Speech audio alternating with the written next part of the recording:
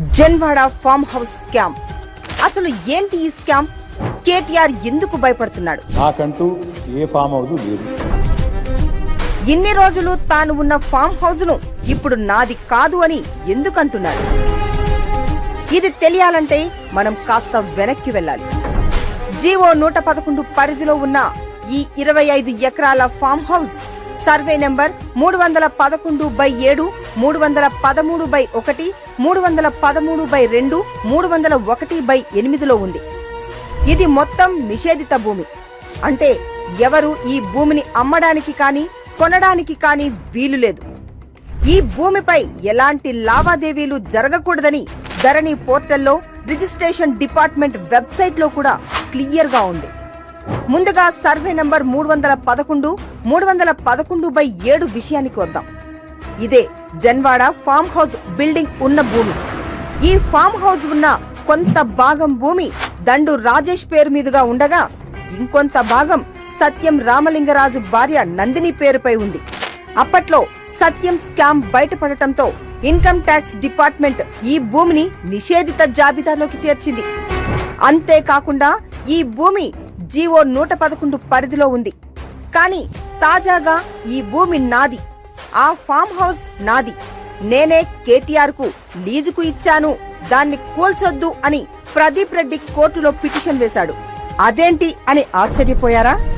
మీరే కాదు, అందరూ అలానే ఆశ్చర్యపోయారు.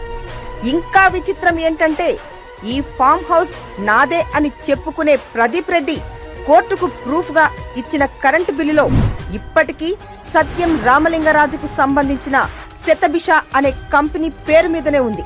భూమి ఒకరిది, ఫామ్ హౌస్ ఒకరిది, దాని కరెంటు బిల్ కట్టేది ఇంకొకరు.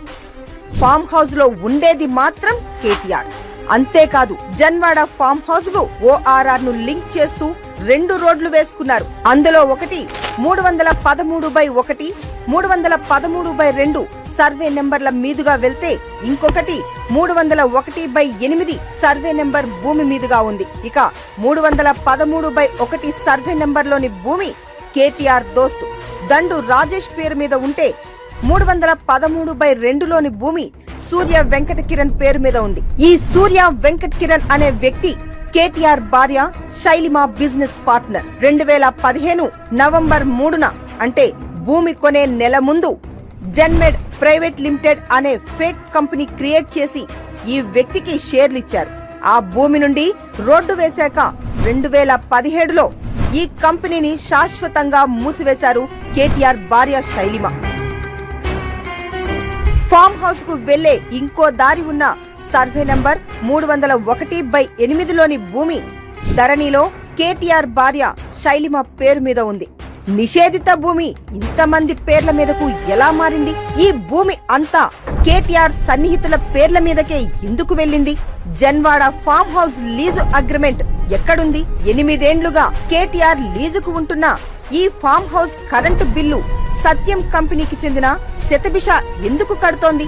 స్కామ్ లో ఇరుక్కున్న సత్యం రామలింగరాజు భూములన్నీ బీఆర్ఎస్ లీడర్లతో ముడిపడడం ఏంటి? దండు రాజేష్ పేరు మీద ఫామ్ హౌస్ భూమి ఉంటే ప్రదీప్ రెడ్డి ఎందుకు కోర్టులో పిటిషన్ వేసిండు? ఇప్పుడు కేటీఆర్ నాకు సంబంధం లేదు అనడానికి కారణమేంటి? భార్య పేరు మీద ఉన్న భూమి కూడా కేటీఆర్ కు సంబంధం లేదా? 10 ఏళ్లు అధికారం అడ్డు పెట్టుకుని బీఆర్ఎస్ చేసిన కొండంత కబ్జా బాగోతాల్లో ఇది గోరంత మాత్రమే.